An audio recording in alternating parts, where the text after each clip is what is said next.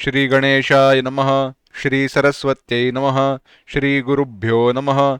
श्रुतिस्मृतिपुराणानाम् आलयं करुणालयं नमामि भगवत्पाद शङ्करं लोकशङ्करं शङ्करं शङ्कराचार्यं केशवं बादरायणं सूत्रभाष्यकृतौ वन्दे भगवन्तौ पुनः पुनः। ईश्वरो गुरुरात्मेति मूर्तिभेदविभागिने व्योमवद्व्याप्तदेहाय दक्षिणामूर्तये नमः। योऽन्तः प्रविश्य मम वाचमिमां प्रसुप्तां सञ्जीवयत्यखिलशक्तिधरस्वधाम्ना अन्यांशहस्तचरणश्रवणत्वगादीन् प्राणान् नमो भगवते पुरुषाय तुभ्यम्। वंशीविभूषितकरान्नवनीरदाभात् पीताम्बरादरुणबिम्बफलाधरोष्ठात् पूर्णेन्दुसुन्दरमुखादरविन्दनेत्रात् कृष्णात् परं किमपि तत्त्वमहं न जाने। वसुदेवसुतं देवं कंसचाणूरमर्दनं देवकी परमानन्दं कृष्णौ वन्दे जगद्गुरुम्। आज के चिंतन को शुरुआत करने के पूर्व 14वें अध्याय के 18वें श्लोक से लेके 24वें श्लोक तक एक साथ पढ़ेंगे।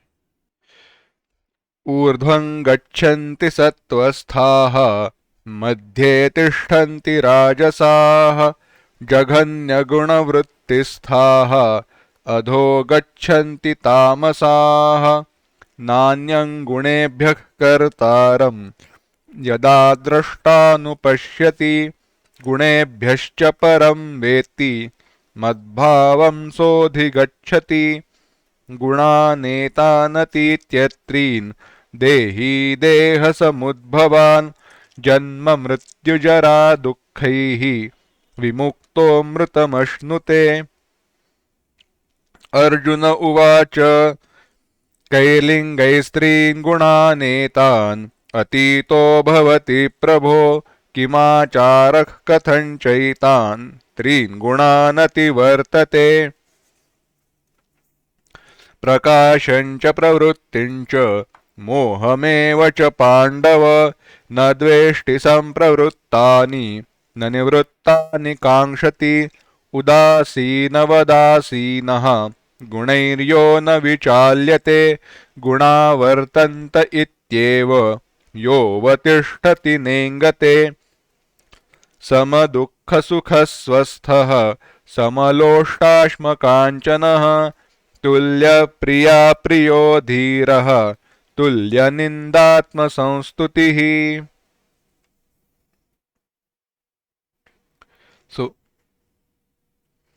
भगवान गुणों का वर्णन करते हुए गुणातीत का लक्षण बताते हैं।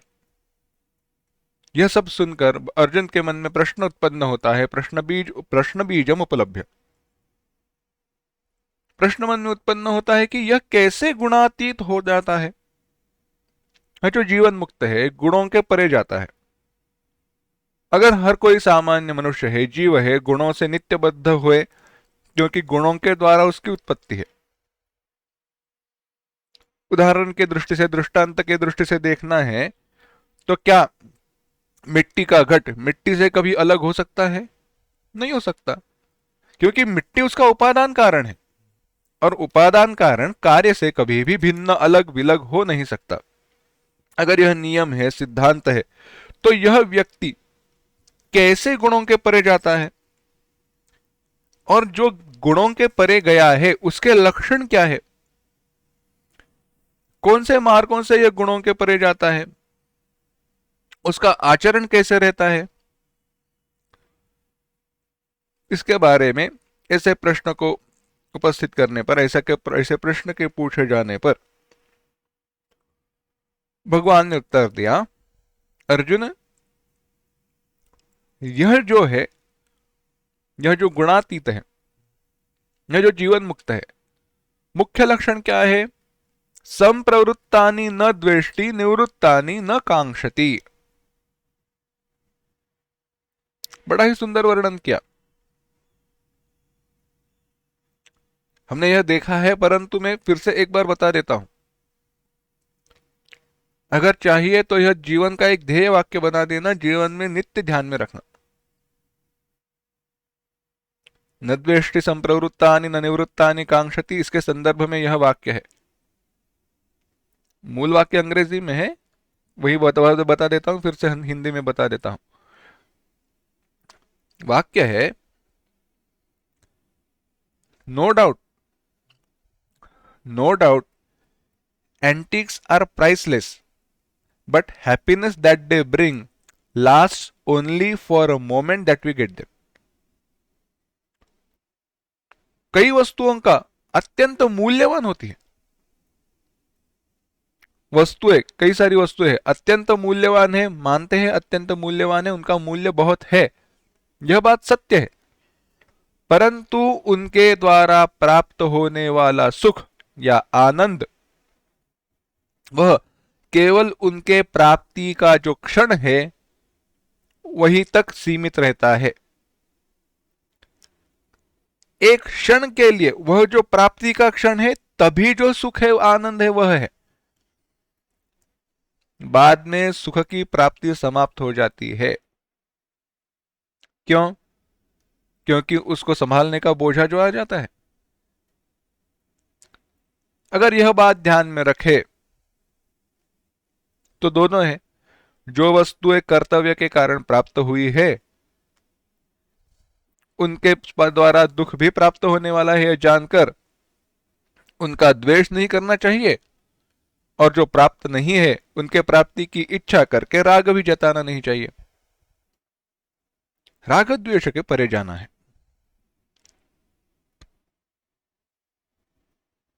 और हमने चिंतन किया था, भगवान कहते हैं वह उदासीन रहता है, उदासीन,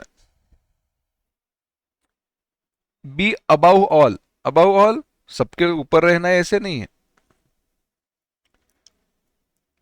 गलत या जहां पे जरूरत नहीं है ऐसे कर्मों में फंसना नहीं है। गुण ही न विचाल्यते, गुणों के द्वारा यह विचलित नहीं होता, विचलित नहीं होता यानी हिलता नहीं है, अपनी जगह को छोड़कर दूसरी जगह पर जाता नहीं है। अब अपनी जगह को छोड़कर दूसरी जगह पर जाना, यह क्या संदर्भ है, क्या कहना है? भगवान भाष्यकार यहां पे उसका विस्तार करते हुए कहते हैं, हमने देखा था अपने स्वरूप को छोड़कर वह कहीं नहीं जाता।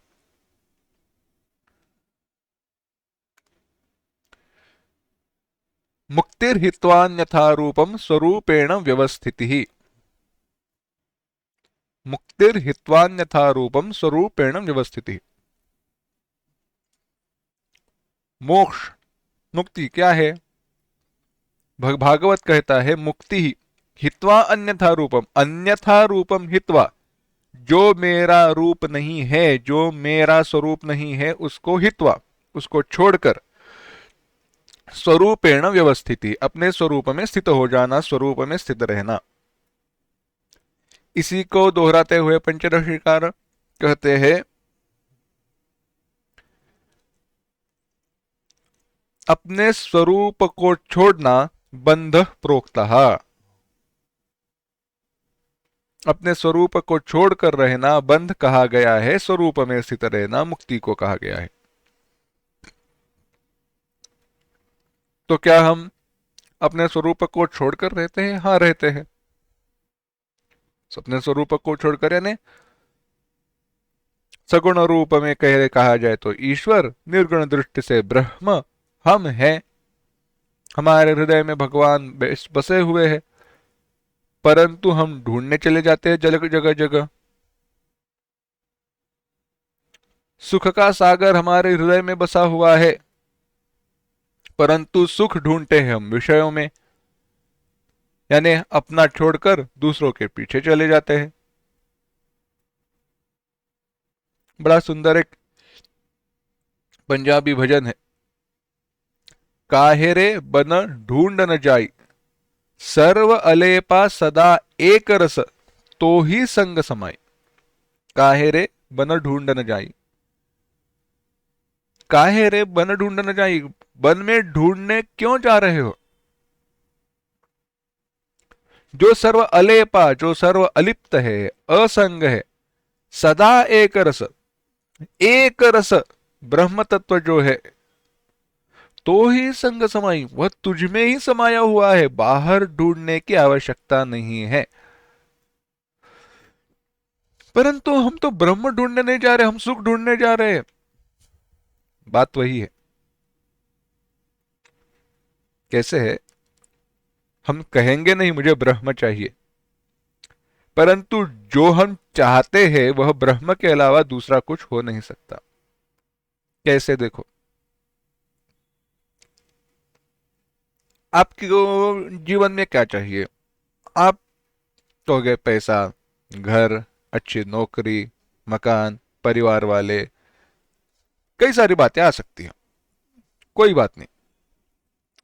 इनके बाद प्रश्न यह है, यह सब कुछ क्यों चाहिए? क्यों चाहिए? यह तो कभी सोचा ही नहीं था। यह सब कुछ क्यों चाहिए? चिंतन करें तो एक ही उत्तर है, मैं सुख में जीना चाहता हूं, मुझे सुख चाहिए, सुखी रहना चाहता हूं, सुख के साथ रहना चाहता हूं। अच्छा, हाँ, सुख में रहना चाहते हो ना? कैसा करो, मैं आपको आशीर्वाद दे देता हूं, आपको दिन के 12 घंटे सुख मिलेगा, 12 घंटे दुख मिलेगा, 50-50। नहीं नहीं नहीं नहीं नहीं, ऐसे नहीं। मुझे केवल सुख चाहिए, दुख बिल्कुल नहीं चाहिए। अगर तुम्हें केवल सुख चाहिए, दुख बिल्कुल नहीं चाहिए, तो जहां पे केवल सुख ही सुख है, दुख का स्पर्श भी जिसे नहीं हुआ, वह तो केवल ब्रह्म तत्व है। और अगर ऐसी बात है तो यह सुख विषयों में क्यों ढूंढ रहे हो? यही गुणै ही विचाल्यते, गुणै ही विषय ही, विषयों में सुख है ऐसे सोचकर अपने स्वरूप को छोड़कर विषयों के प्रति जाना, गुणों के कारण विचलित होना है। यह जो जीवन मुक्त है, यह जो जीवन मुक्त है, वह ऐसे गुणों के कारण विचलित नहीं होता। क्या जानता है? गुणावर्तन्त इत्येव, गुण ही अपने आप में कार्य कर रहे हैं, अपने आप में वर्तन कर रहे हैं, अपने आप में उनकी रिएक्शन हो रही, क्रिया प्रतिक्रिया हो रही है। मेरा उससे कोई संबंध नहीं है। यो अवतिष्ठति, जो ऐसे जानता है, दृढ़ता पूर्वक जानता है, न इंगते, अपने स्वरूप को छोड़कर अपने स्वरूप से च्युत नहीं होता, दूर नहीं जाता। और क्या आगे कहा? सम दुख सुख स्वस्थ, सुख दुख में समान है, सुख हो या दुख हो। प्रभु श्री राम जी का उदाहरण हमने देखा था। चाहे वनवास हो या राज्याभिषेक की वार्ता हो, दोनों समय वह शांत ही रहे, ना उनके सुख में वृद्धि हुई, ना घट हुई, न सुख घटा न वृद्धिंगत हुआ।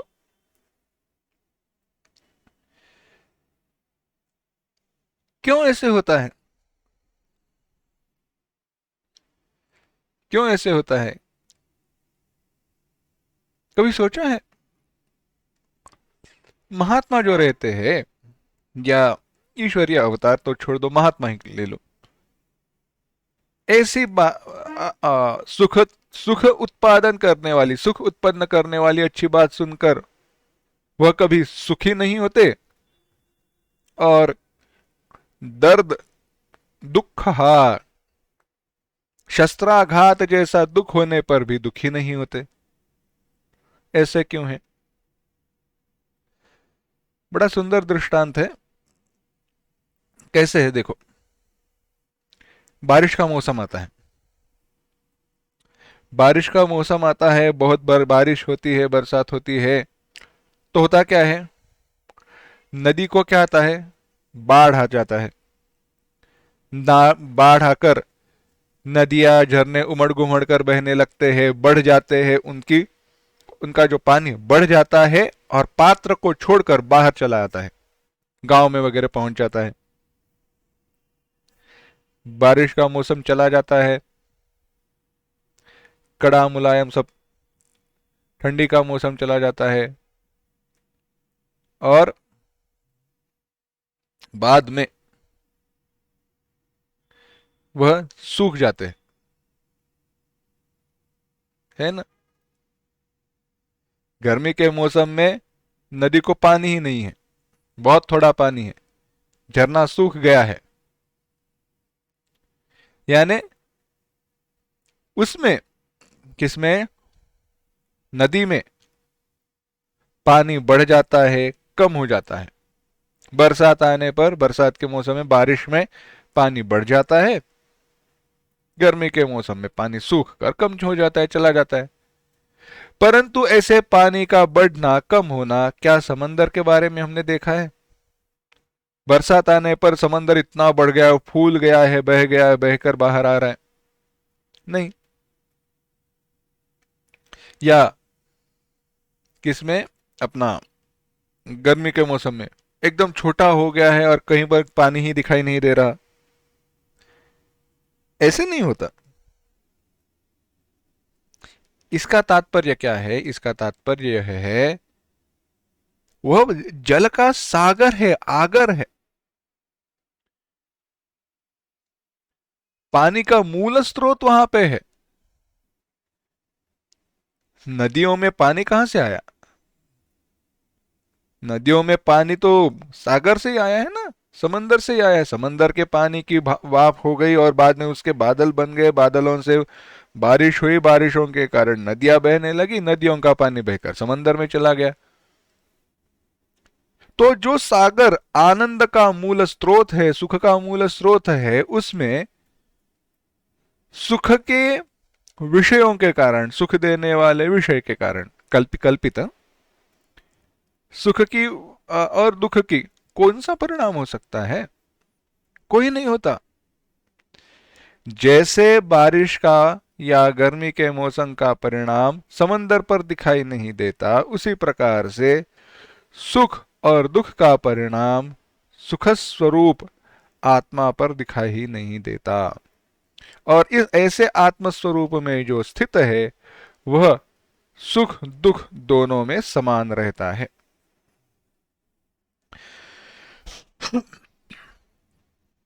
ठीक है, बात दृष्टांत के दृष्टि से समझ में आई, परंतु फिर से कैसे हमें समझे, हम कैसे उसका आचरण कैसे करें, कैसे जिए उसको? बस साधारण सी बात है,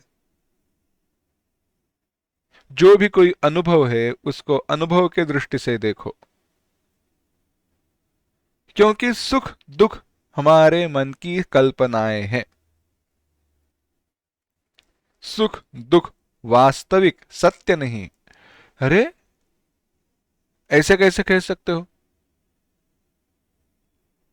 दृष्टांत बताते हैं, फिर से बात बताते हैं। देखो, हम्म,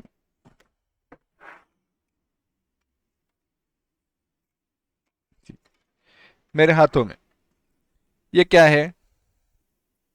पेन है। पेन है, हाइलाइटर है, जो भी कहो वो है। इसका आप क्या उपयोग करोगे? अगर कुछ किसको भी मार्क करना है, लिखना है, तो इसका उपयोग किया जाएगा, है ना। यानी किसी को भी अगर मैं ये दूं, तो उसका मुख्य उपयोग क्या होगा? लिखने के लिए होगा। इसको बदलकर और थोड़ा आगे चलते हैं। 10 रुपए की भारत सरकार की नोट, मैं ग्राहक को 10 रुपए अदा करने का वचन देता हूं, और गवर्नर की साइन है। अब वह जो 10 रुपए की नोट है, वह कहीं पर भी मैं लेके जाऊं भारत में, क्या उसका मूल्य बदलेगा? नहीं। उसका मूल्य 10 रुपये ही रहेगा, क्योंकि वही उस कागज के टुकड़े का मूल्य है। वह उसका अपना मूल्य है, इसीलिए सबके लिए उस कागज के टुकड़े का मूल्य 10 रुपये है। बड़ा सुंदर वर्णन है, बड़ा सुंदर विचार है। यह जो है ना, कागज के टुकड़े का मूल्य, इस संदर्भ में दूसरा विचार है, बाद में देखते हैं उसको। आज ही देखेंगे परंतु बाद में देखते हैं। बड़ा सुंदर चिंतन है वहां पे, इस विषय को पकड़कर नहीं है परंतु करेंगे। तो कागज के टुकड़े का मूल्य 10 रुपया है। क्यों है?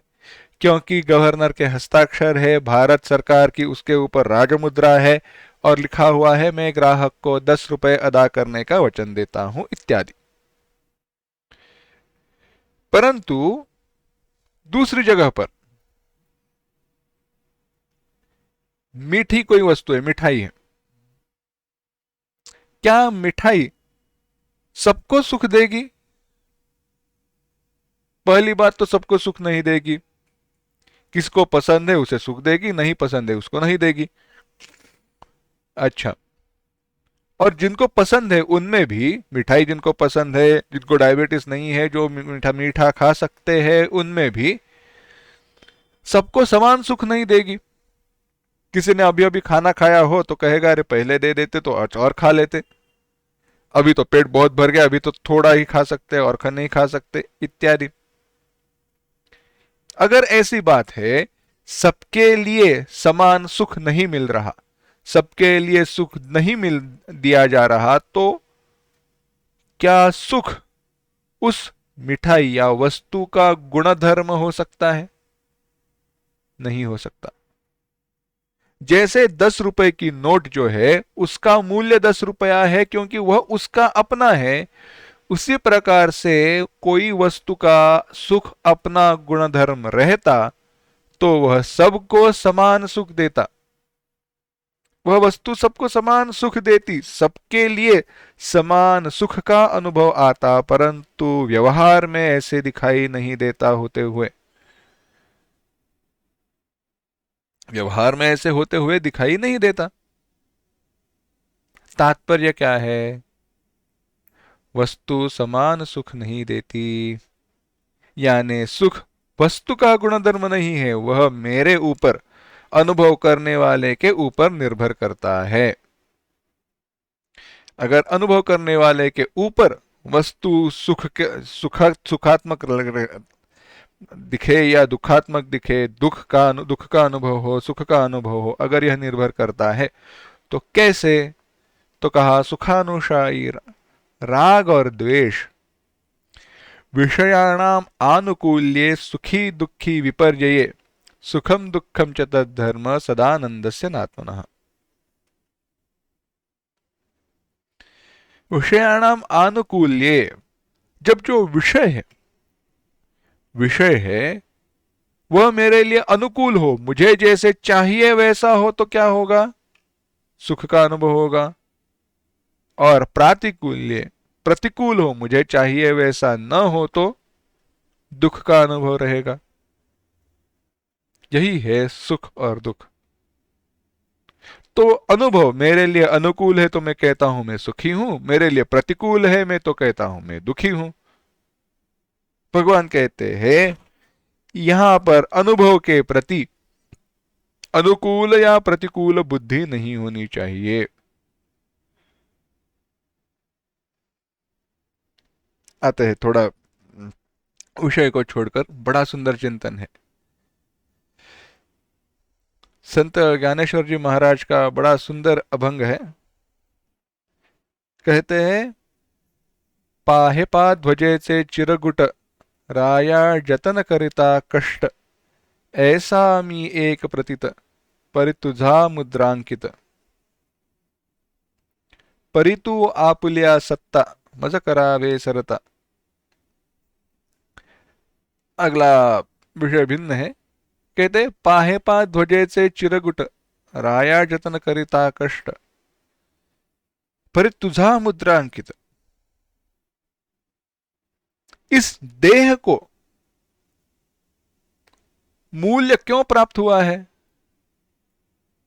भगवान ने अपने चैतन्य के द्वारा इसको मुद्रांकित कर दिया है। क्या कीमत है इस देह की? क्या मूल्य है? कुछ नहीं। प्रेत बन जाए, मृत हो जाए तो कोई हाथ लगाने नहीं आता। जिसका गौरव किया जा रहा था उसको दूर रखा जाता है। शमशान पहुंचाने पर नहाया जाता है, अपवित्र हो जाता है।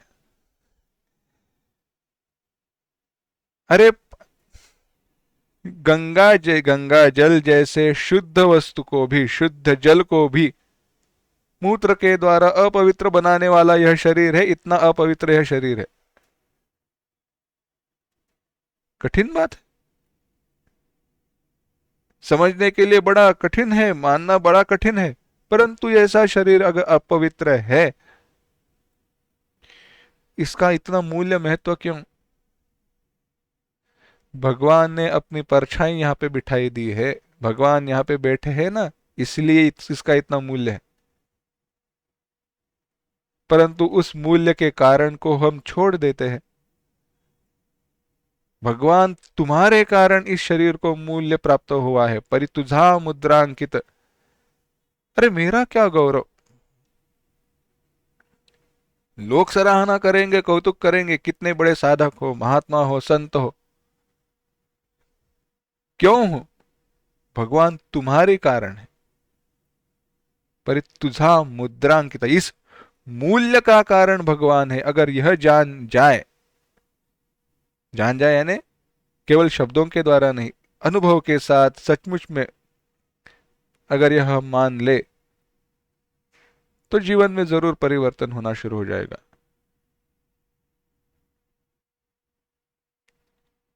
तो यह सब कुछ बात कहने के बाद आगे कहते हैं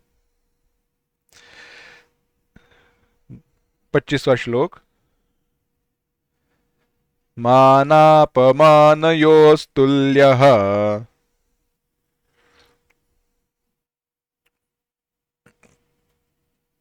तुल्यो मित्रारिपक्षयोः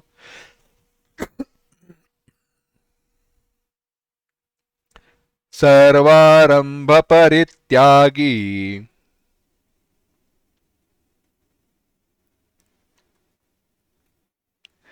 गुणातीतः स उच्यते।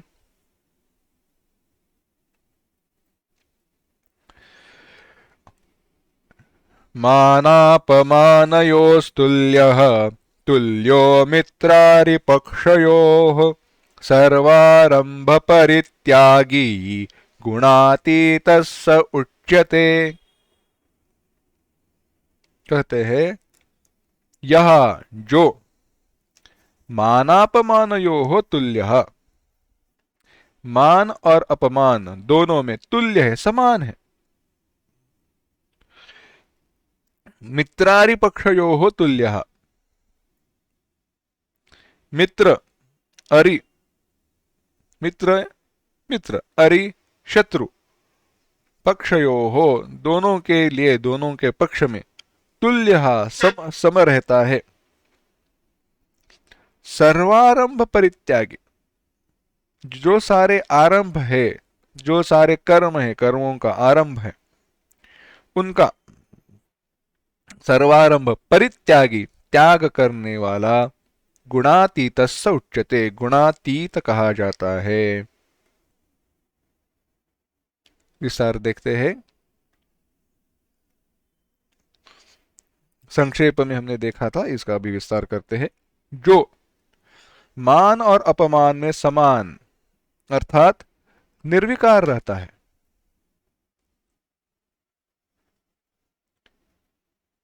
मान और अपमान फिर से मन के विकार है। क्या है? मन के विकार है मान और अपमान। हम माने तो हम अभिमान करते हैं, सुखी होते हैं, या अपमान के कारण दुखी होते हैं, है ना? कहीं गए, समझो मीटिंग है, कहीं पे कुछ फंक्शन है, समय की थोड़ी देर बाद पहुंचे, 1-2 मिनट लेट हुआ, ब्रेकफास्ट जो भी नाश्ता है वगैरह है उसका समय समाप्त हुआ था, उन्होंने सब बंद कर दिया। पता है हम देरी से पहुंचे हैं, फिर भी इच्छा अपेक्षा क्या है?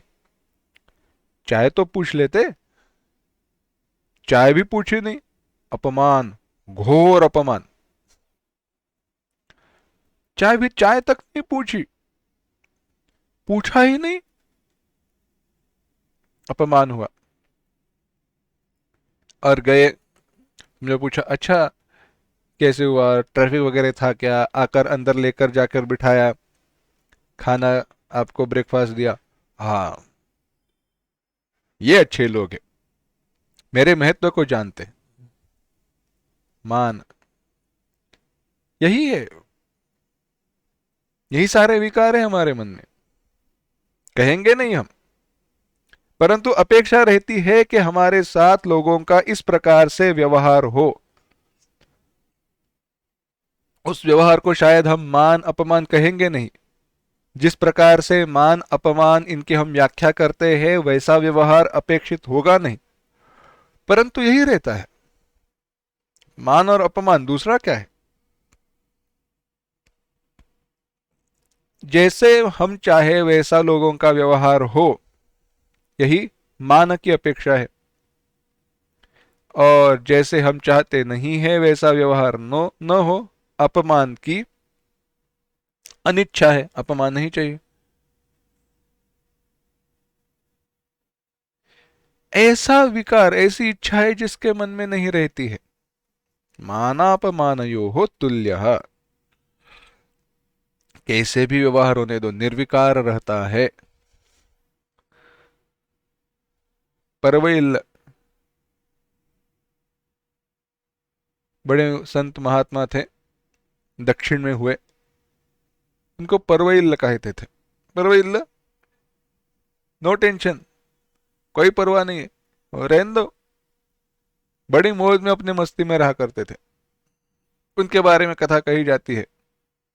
हुआ ऐसे, गांव के बाहर कुटिया में रहते थे, कोई चिंता नहीं, कोई टेंशन नहीं, आराम से शांति से रहो। हुआ ऐसे, उस गांव में, गांव के जो मुखिया थे उनकी जो बेटी थी वह गर्भवती रहेगी। अब उसकी शादी तो हुई नहीं थी, पिताजी को पता चल गया, पिताजी ने पूछा क्या हुआ, कौन है? अब वो जो गांव के मुखिया थे उनके ही दूसरे जो सरपंच जो थे दूसरे, उनका ही बेटा था, परंतु इन दोनों का एक दूसरे के साथ इन दोनों की दुश्मनी थी। तो इसने अभी डर गई, अब कैसे बताए? तो उसने कहा जो महात्मा है उनके, वह इसके पिता है। लोग गए, पूछा, उन्होंने कहा परवाइल्ला। हाँ। तो पिताजी ने बेटी को उनके साथ, उनके पास रख दिया, चले आए। महात्मा जी का जीवन चालू हुआ, कोई टेंशन नहीं। बाद में धीरे धीरे कुछ तो धीरज करके वो लड़की ने उस वो बेटे के जो असली पिता थे उन्होंने, दोनों ने जाकर फिर से पिताजी को बताया। पिताजी को बड़ा दुख हुआ कि महात्मा जी को हमने बड़ा परेशान किया, बड़ा दुख पहुंचाया। फिर से सारा गांव महात्मा जी के पास पहुंचा, माफी मांगी। उन्होंने कहा पर वही, नो टेंशन, कोई बात नहीं, चाहे मुझे तुम्हारे कारण मान मिले या अपमान मिले, तुम्हारी मान और अपमान की अपेक्षा से मैं साधु महात्मा बना नहीं हूं। मैं साधु महात्मा क्यों हूं? क्योंकि तुम्हारे मान और अपमान की अपेक्षा मुझे नहीं है।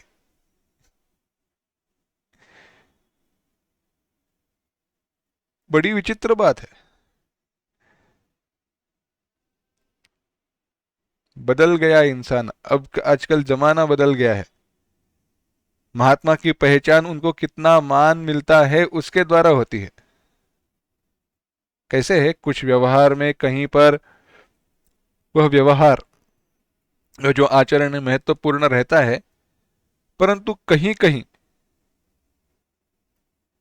जाने दो, यह विषय अलग है, भिन्न है, इसके ऊपर टीका टिप्पणी करना, आलोचना करना बात सही नहीं है।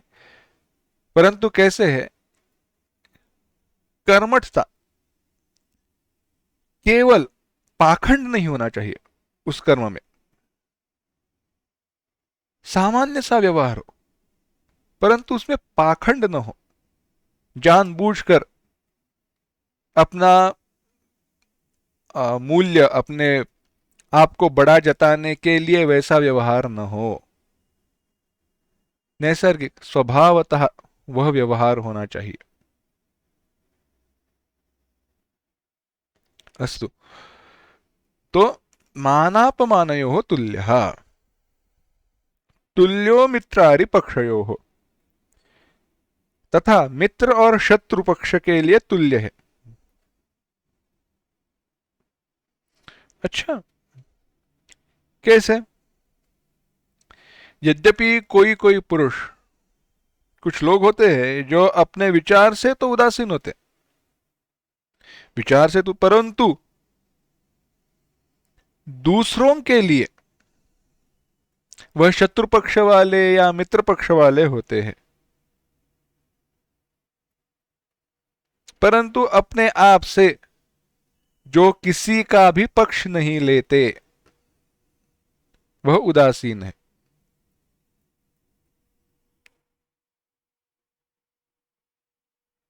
उत आसीन, बड़ा कठिन है। अगर विचार करना ही है, उदाहरण देखना ही है, तो भगवान कृष्ण का ही उदाहरण देखिए। भगवान वासुदेव, क्या हुआ, मदद मांगने के लिए दोनों आए, अर्जुन भी आया, दुर्योधन भी आया। भगवान ने लीला वगैरह की, वह बात सारी भिन्न है, परंतु अगर अर्जुन को मित्र जानकर यह मेरा मित्र है, इसको ही मैं मेरा सैन्य भी दूंगा और इसके साथ ही मैं रहूंगा, कह सकते थे। दुर्योधन को शत्रु मानकर उसका दूर भेज सकते थे, कह सकते थे नहीं मैं तेरी कोई सहायता नहीं करूंगा, कह सकते थे, केवल अर्जुन का ही पक्ष ले सकते थे। परंतु उन्होंने क्या कहा, तुम ही निश्चित करो तुम्हें क्या चाहिए, तुम्हें निश्चित करना तुम्हें क्या चाहिए, मेरा सैन्य एक जगह पर और मैं एक जगह पर। अब विवेक तुम्हें करना है, क्या मूल्यवान है और क्या मूल्यवान नहीं है।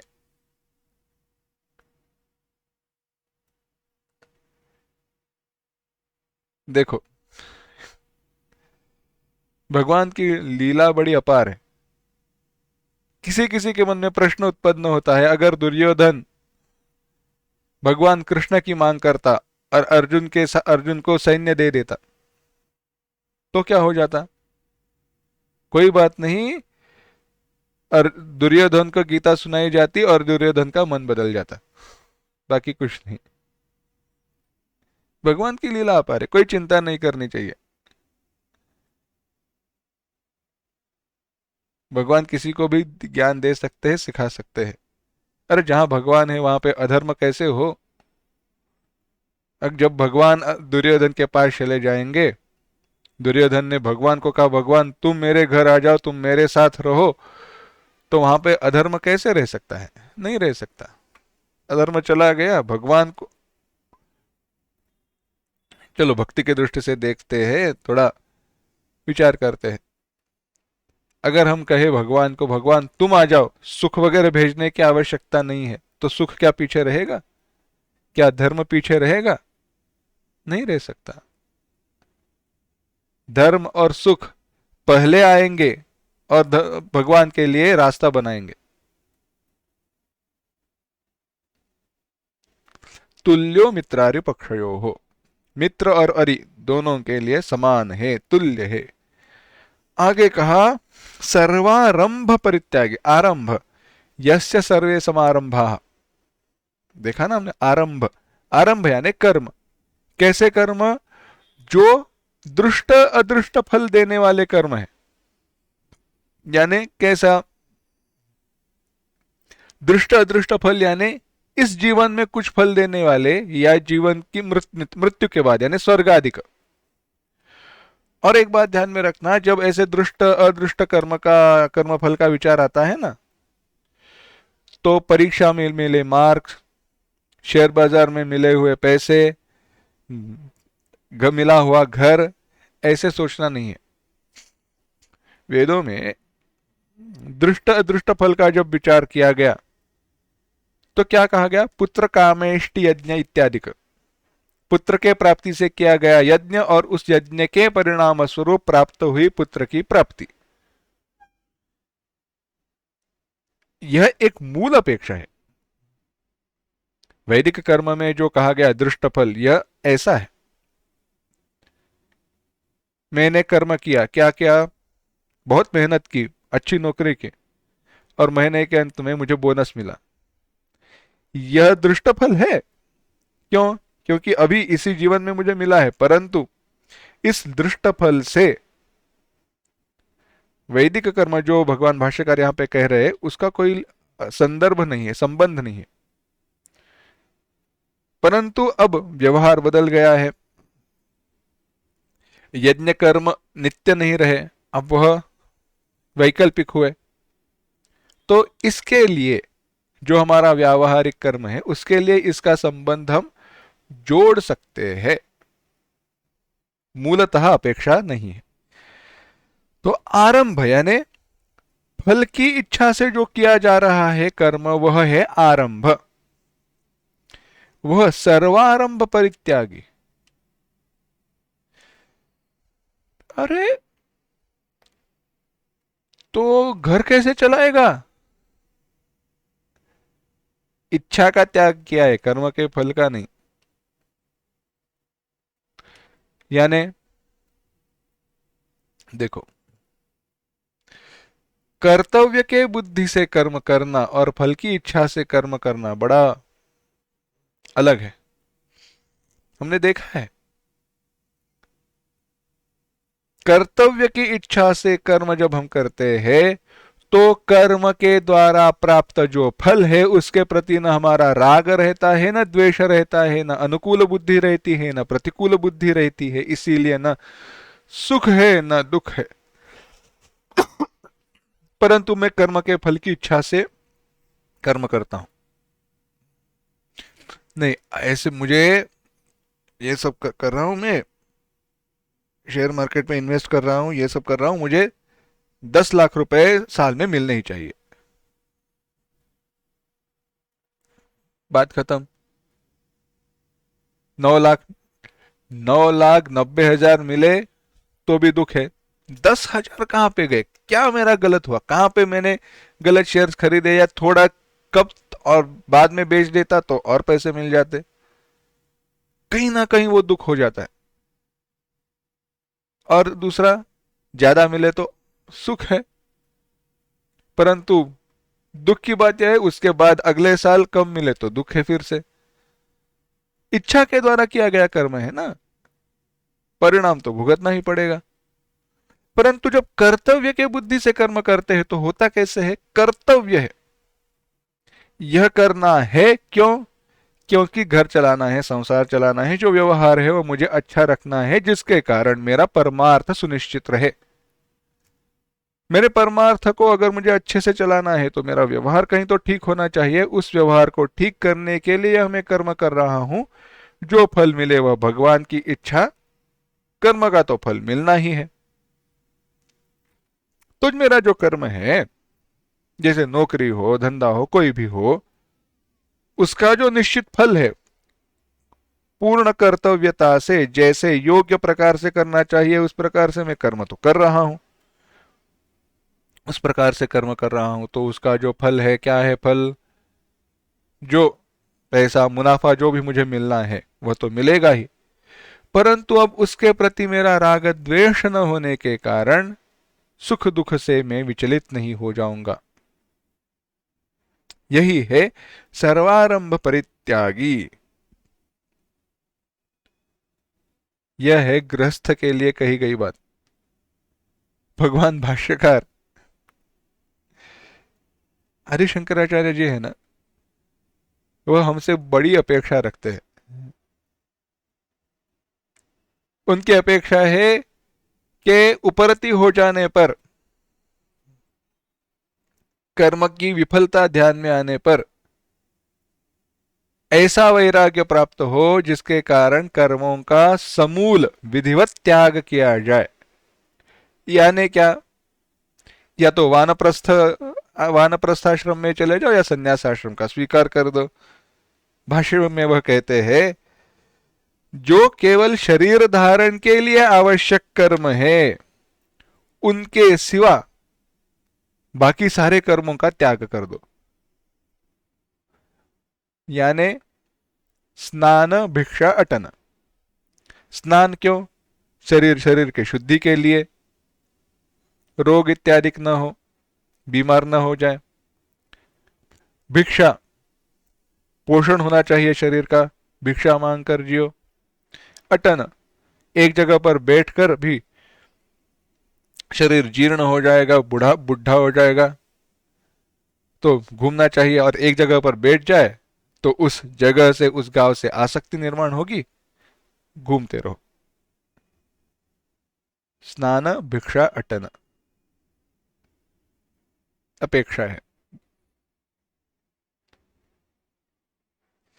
अस्तु, तो आगे कहा उदासीन वत, उदासीन की तरह है। अब बात ऐसे आती है, लक्षण तो ध्यान में आए, लक्षण पता चले, परंतु गया कैसे लांघ कर? कोई आसान सी बात बता दो भगवान। ये सारे लक्षण तो दिखाई देते अच्छे हैं, परंतु उनको प्राप्त करना बड़ा कठिन दिखाई देता है। कोई तो अच्छा मार्ग बताओ, कैसे पहुंचे, सरल भाषा में बता दो। भगवान कहते हैं ठीक है, 26वां श्लोक देखना। माम च यो व्यभिचारेण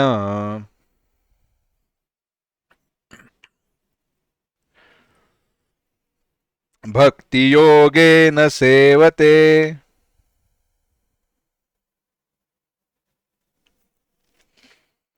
सगुणान् समतीत्यैतान्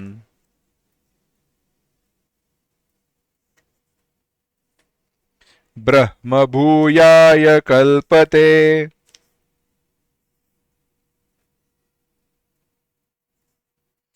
एक साथ, माम च यो व्यभिचारेण भक्ति योगेन सेवते सगुणान् समतीत्यैतान् ब्रह्म भूयाय कल्पते।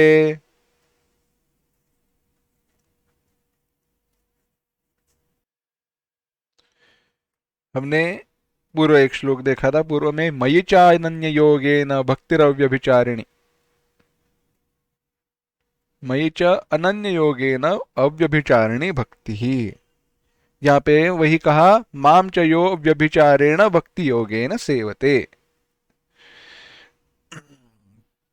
यह जो माम मुझे, माम मेरा, अव्यभिचारेण भक्ति योगेन सेवते,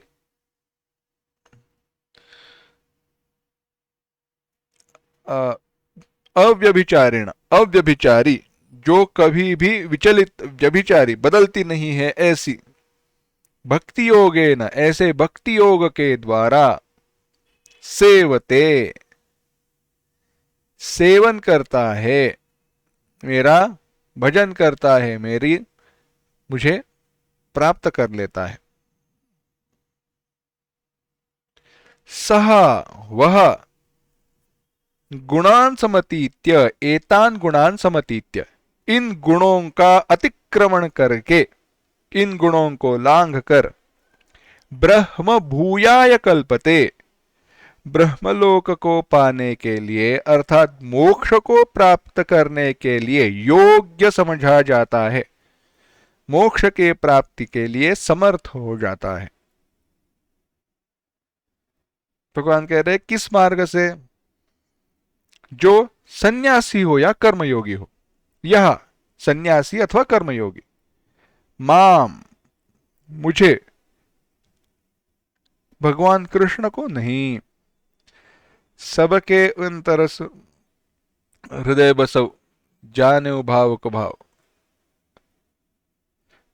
सबके अंतर बसे राम सर चापधर, सबके हृदय में जो बैठे हुए हैं उन परमात्मा को, उस स्वरूप को, व्यापक तत्व को, कोई एक रूप में नहीं, कोई एक विग्रह के रूप में नहीं, सबके हृदय में जो बैठे हुए हैं वह जो ब्रह्म तत्व है, उसे, उस परमेश्वर नारायण को कभी भी विचलित न होने वाली जो भक्ति है, ऐसे अव्यभिचारी भक्ति के द्वारा जिनका सेवन करता है,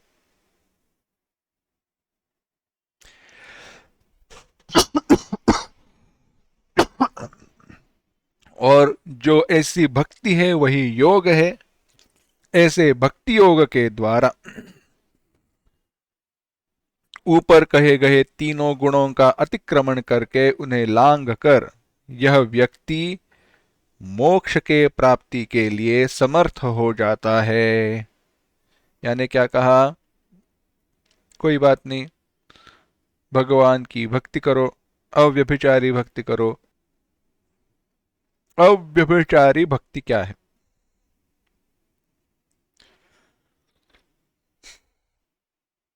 दो कथा बताते हैं, अनन्य भक्त और अव्यभिचारी भक्ति। अनन्य कैसे है? अगर आप वृंदावन जाओ तो वहां पे वृंदावन की परिक्रमा की जाती है, या मथुरा जाओ वहां पे तो परिक्रमा वृंदावन की जाती है। तो परिक्रमा में बड़ा अंतर है, समय लगता है। एक बार हुआ ऐसे, कोई एक महात्मा थे, अपने शिष्यगणों के साथ परिक्रमा कर रहे थे। गांव के बाहर एक जगह पर मुकाम हुआ, रुक गए शाम के लिए। अब रुक गए हैं तो क्या करें, शॉपिंग के लिए यहां वहां तो गए नहीं। क्या हुआ? सत्संग शुरू हुआ। सत्संग शुरू हुआ, उनका आसन बिठाया गया, वो आसन पर बैठ गए, शिष्यगण सामने बैठ गए, भगवान की कथा शुरू होनी। उतने में वृंदावन का ही रहने वाला कोई बाहर गौओं के लिए घास वगैरह काटने के लिए, घास वगैरह इकट्ठा करने के लिए गया था। उसका बोरा सर पे था, चलकर आ रहा था, देखा भगवान की कथा हो रही है, सोचा चलो सुनते हैं। तो उसने क्या किया, सर पर जो घास का जो बोरा था उसको नीचे रख दिया और उसके ऊपर बैठ गया। अब वो बैठ गया तो हुआ ऐसे, उसका जो आसन हुआ वह हुआ ऊंचा। और कथा का नियम है, कथाकार के आसन से ऊपर बैठना नहीं चाहिए, एक मर्यादा है। अब दूसरे जगह पर कहां पे रखे, क्या करे, उसने क्या किया, कुछ सोचा नहीं, नीचे वो घास का बोरा रख दिया, उसके ऊपर बैठ गया। महात्मा थे, उनको गुस्सा आया, कैसा व्यक्ति है, कथा का मर्यादा भी समझता नहीं है। कथा की मर्यादा, गधा हाथी का गधा है, गांव में रहने वाला है, गधा ये कुछ समझता नहीं है, सुनाना पड़ेगा इसको। तो उन्होंने पूछा, कौन हो आप, कौन हो तुम? यह व्यक्ति सोचने लगा, हमारे गांव में आकर हमसे ही पूछते हैं मैं कौन हूं। इसने पूछा तुम कौन हो? महात्मा को और गुस्सा आया, हमसे प्रश्न करता है, हम कौन है, जानता नहीं। महात्मा जी ने कहा, मैं अनन्य हूं, हम अनन्य हैं। तो उस व्यक्ति ने कहा हम फनन्य है। महात्मा जी ने कहा फनन्य क्या होता है? व्यक्ति ने पूछा तो अनन्य क्या होता है पहले बता दो। महात्मा ने कहा हम अनन्य है, हम भगवान कृष्ण के अनन्य भक्त है, इसीलिए हम अनन्य कहते हैं। ना हम भगवान गणेश जी की प्रार्थना करते हैं, शिव जी की प्रार्थना करते हैं, न राम जी की प्रार्थना करते हैं, किसी की पूजा प्रार्थना नहीं करते, इसीलिए हम अनन्य हैं। इस व्यक्ति ने कहा बाकी सारे देवताओं के नाम तो तुम्हें याद रखते हैं, हमें वह भी ध्यान में नहीं रहता, इसलिए हम फनन्य हैं।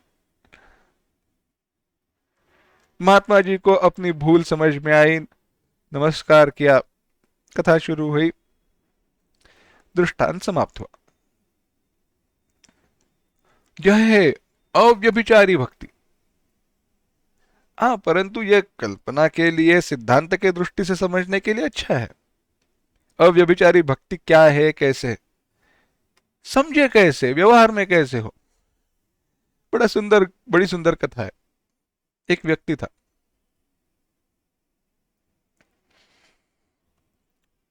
बेटा हो नहीं रहा था, या कोई भी, बेटे की शादी नहीं हो रही थी, कुछ भी ले लो, कोई बात नहीं। किसी ने कहा एक काम करो, रोज सुबह गणेश जी की ऐसे ऐसे पूजा करना, ऐसे ऐसे प्रार्थना करना, ऐसे ऐसे नाम जप करना। इसने शुरू किया, 6 महीने हुए, कोई परिणाम नहीं दिखाई दिया। किसी ने कहा तुम मूर्ख हो, गणेश जी क्यों तुम्हें ये सब देने लगेंगे, गणेश जी को छोड़ दो। किसको? भगवान विष्णु की पूजा करना, उपासना करना। तो उन्होंने कहा ठीक है। भगवान विष्णु की पूजा करने लगे, नाम चलने लगा, यह चलने लगा। 6 महीने हुए, कोई परिणाम नहीं। किसी ने कहा तुम मूर्ख हो, भगवान विष्णु हो, गणेश जी हो, तुम्हें समझ में नहीं आता किसकी प्रार्थना करनी है, किसके लिए किसकी पूजा करनी चाहिए, छोड़ दो, भगवान शिव जी की पूजा करो। शिव जी की क्यों? अरे शिव जी की प्राप्ति के लिए भगवान पार्वती मैया ने तपस्या की थी। अगर तुम्हारे बेटे की शादी होनी चाहिए तो शिव जी की पूजा करनी चाहिए, बहू अपने आप घर पे चली आएगी। इसने सर पर हाथ लगा दिया, क्या तर्क है, परंतु करने में क्या जाता है। शिव जी की पूजा करने लगा। 6 महीने हुए, कुछ नहीं हुआ। एक दिन बड़े गुस्से में ही था, पूजा करने के लिए बैठा, अगरबत्ती जलाई, ध्यान गया और समझ में आया अभी तक मेरी भूल क्या हो रही है। क्योंकि गणेश जी तो बाजू में ही बैठे थे, शिव जी के बाजू में गणेश जी थे। जब अगरबत्ती का घुमा रहे थे तो बात पता चल गई कि अरे अगरबत्ती तो गणेश जी के पास भी जा रही है, उसका सुगंध, और गणेश जी की तो हम अब पूजा नहीं करते, तो क्या करना चाहिए। उसने क्या किया, रुई ली और गणेश जी के सूंड में डाल दी, नाक बंद कर दिया गणेश जी का, के वह सूंघ न ले। जैसे ही रुई उन्होंने गणेश जी के नाक में डाल दी, गणेश जी वहां पे प्रकट हुए। यह फिर से अभी सोचने लगा, अरे गणेश जी, मैं तो आपकी पूजा नहीं कर रहा हूं, लेकिन आप क्यों आए। गणेश जी ने कहा अब तक हम सबकी तुम पूजा कर रहे थे, परंतु कभी अनन्य भाव से पूजा नहीं की। जब तुमने कहा कि नहीं, इनको सुगंध नहीं जानी चाहिए क्योंकि मैं शिव जी की पूजा कर रहा हूं, तब तुमने मुझे अनन्य भाव से मेरा चिंतन किया, मुझे सत्य समझा। यह अनन्य भाव होना चाहिए। अपना सुहृद, अपना मित्र, अपना कोई साथी है, इसके अलावा मेरा कोई आश्रय नहीं है, यह भाव होना चाहिए। अन्याश्रयाणाम त्यागो अनन्यता। नारद भक्ति सूत्र कहता है अन्याश्रयाणाम त्यागः अनन्यता। भागवत का दृष्टांत दिया जाता है। भागवत में भगवान का अनन्य भक्त कौन है तो कहा जाता है उत्तरा, अभिमन्यु की पत्नी। अश्वत्थामा ने ब्रह्मास्त्र चलाया, सारे पांडव कुल का विनाश हो जाए। भगवान ने कहा सब सब लोग उतर कर नीचे आ जाओ और ब्रह्मास्त्र को शरण जाओ, वही एक मार्ग है बचने का। सारे शरण जाने के लिए तैयार हुए, हाथ जोड़कर खड़े हो गए। उत्तरा के ध्यान में आया कि मेरे पेट में जो मेरा गर्भ है, इन पांडवों का जो कुल का एक ही केवल जो है उत्तरदायी है, वह गर्भ में, उसको तो पता नहीं हाथ जोड़ना क्या है कैसे है। तुरंत भगवान के पास चली गई और भगवान से प्रार्थना की। द्रौपदी के बारे में ऐसे हुआ नहीं था। द्रौपदी ने केवल पहले सारे अपने जो चार पति पति थे उनकी प्रार्थना की, याचना की, बाद में भगवान के पास गई। उत्तरा ने नहीं। पहला ही आश्रय क्या है? भगवान केवल तुम ही मेरा आश्रय हो। अन्य आश्रयाणाम त्यागः अनन्यता।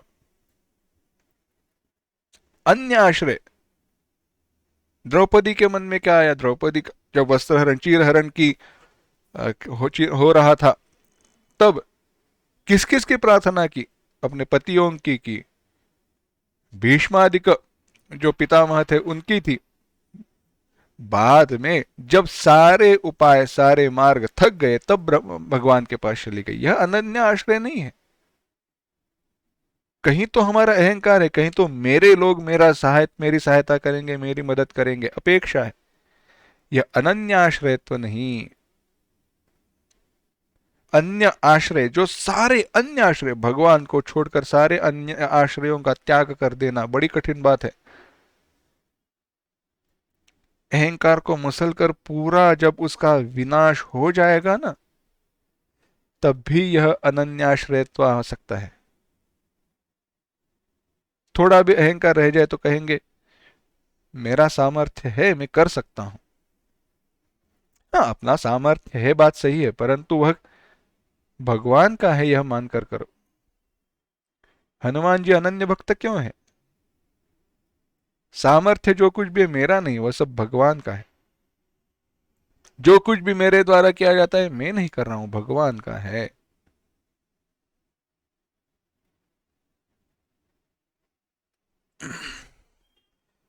और ऐसा जो है अनन्य है, वही ब्रह्म भूयाय कल्पते, मोक्ष के प्राप्ति के लिए समर्थ होता है। परंतु ऐसे क्यों होता है? समर्थ, यह ऐसा व्यक्ति जो है वह मोक्ष के प्राप्ति के लिए समर्थ क्यों होता है? 27वें श्लोक में भगवान कह रहे हैं,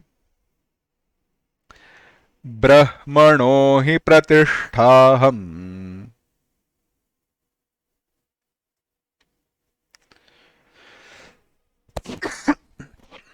अमृतस्याव्ययस्य च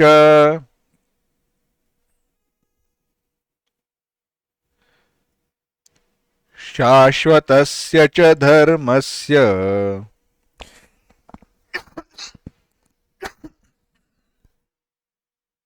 सुखस्यैकान्तिकस्य च।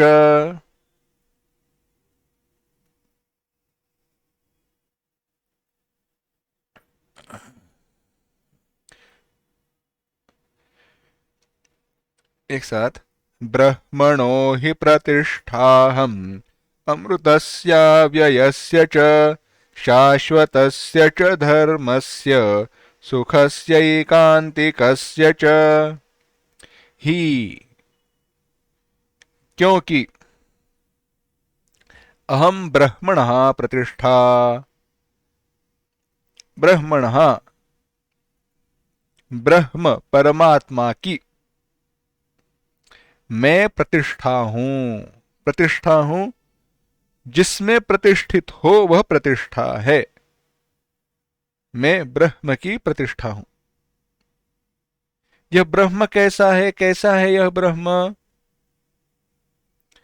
अमृतस्य अविनाशिनः, जो अविनाशी है, जिसका कभी विनाश नहीं होता, ऐसा ब्रह्म, यानी चतुर्मुख ब्रह्मा जी, ब्रह्मदेव नहीं, निर्गुण निर्विकार अद्वय ब्रह्म,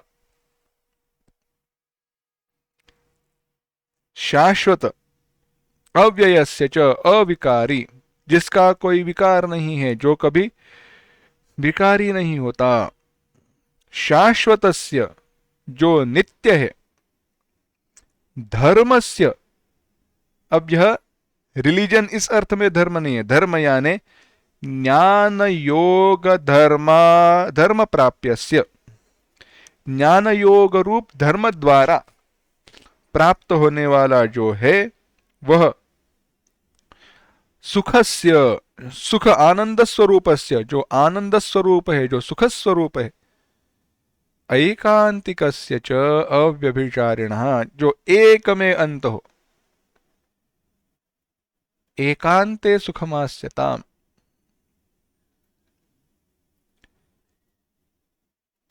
उसमें बैठो, वहां पर स्थित रहो, जिसका अंत एक में होता है, और एक क्या है, केवल ब्रह्म है, एक ब्रह्म में जिसका अंत हो, ऐसी अवस्था में रहना, ऐकांतिकस्य च, उस ब्रह्म की मैं प्रतिष्ठा हूं। भगवान कह रहे हैं वह ब्रह्म की मैं प्रतिष्ठा, प्रतिष्ठति अस्मिन् इति प्रतिष्ठा, यानी मैं वह ब्रह्म का मैं स्वरूप हूं। कैसा है यह ब्रह्म, लक्षण बताए। अमृत, कभी भी इसका विकार नहीं होता, विनाश नहीं होता, वह अविनाशी तत्व है। अव्यय है, कभी विकार नहीं होता, कांस्टेंट। कैसा सुंदर तत्व रहेगा, केवल चिंतन कीजिए। कैसे है, दुख की बात यह है, वस्तु एक जैसी रहे तो हम बोर हो जाते हैं, सह नहीं पाते, आदत हुई है हमारे मन को नित्य बदलने की। वस्तु नित्य बदलती रहे तब भी हम अपने आप को सुखी पाते हैं, परंतु यह जानते नहीं है, बार बार नींद से जगाया जाए तो सुख की नींद नहीं आती। गहरी नींद में क्या रहता है, एकांतिक ही रहते हैं ना, एक ही जगह पर स्थित रहते, कोई विकार नहीं रहता। विकारहीन अवस्था में अत्यंत सुख है, आत्यंतिक सुख है ना। जब भी मन में विकार रहता है तब सुख कहां पे मिल रहा है, जब मन चंचल रहता है तब सुख नहीं रहता। अविकारी अविनाशी तत्व ही सुख तत्व हो सकता है। इसीलिए ऐसा जो सुख है, जो अव्यभिचारी है, उसकी प्रतिष्ठा उसका स्वरूप में हूं। यथार्थ ज्ञान से वही परमात्म रूप से निश्चित होता है। इसको ही इसीलिए कहा ब्रह्म भूयाय कल्पते। ब्रह्म भूयाय कल्पते तात्पर्य है कि जिस ईश्वरीय शक्ति से भक्तों पर अनुग्रह करने के लिए ब्रह्म प्रवर्तित होता है, वह शक्ति, वह मैं ब्रह्म ही हूं। क्योंकि शक्ति और शक्तिमान, शक्ति और जिसकी शक्ति रहती है वह, उनमें भेद नहीं रहता, भेद नहीं रहता उनमें। अग्नि और अग्नि की ऊष्मा, गर्मी, भेद नहीं रहता। और या फिर ऐसे समझना चाहिए कि जो अमृत अर्थात मरण धर्म से रहित है, अविनाशी क्षय होने से रहित है, उस का मैं आधार हूं। इसीलिए भगवान कहते हैं ब्रह्म शब्द जो है वह सगुण ब्रह्म समझो। ब्रह्मणोस्य प्रतिष्ठा, उसे सगुण ब्रह्म करो और उसका हो, और उसका मैं आधार हूं, उसका मैं स्वरूप हूं। किस दृष्टि से? निर्गुण रूप से मैं ब्रह्म हूं, निर्गुण रूप से मैं उसका स्वरूप हूं। इस प्रकार से भगवान कहते हैं कि वह व्यक्ति जो गुणातीत है वह तीनों गुणों के परे जाकर अपने स्वरूप को प्राप्त कर लेता है, जीवन मुक्त हो जाता है। इसी के साथ हमारा 14वें अध्याय का चिंतन समाप्त होता है। ओम तत्सदिति श्रीमद्भगवद्गीतासु उपनिषत्सु ब्रह्म विद्यायां योगशास्त्रे श्रीकृष्णार्जुन संवादे गुणत्रय विभाग योगो नाम चतुर्दशोऽध्यायः। ओम असतो मा सद्गमय तमसो मा ज्योतिर्गमय मृत्योर्मा अमृतंगमय। ओम शांति शांति शांति। हरि ओम। श्री गुरुभ्यो नमः। हरि ओम।